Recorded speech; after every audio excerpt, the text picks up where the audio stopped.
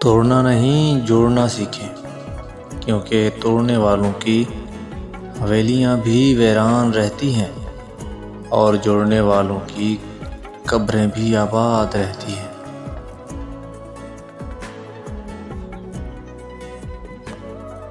اگر تم دوسروں سے محبت کے طلبگار ہو تو صرف محبت کا مطالبہ نہ کرو، بلکہ خود ان سے محبت کرو۔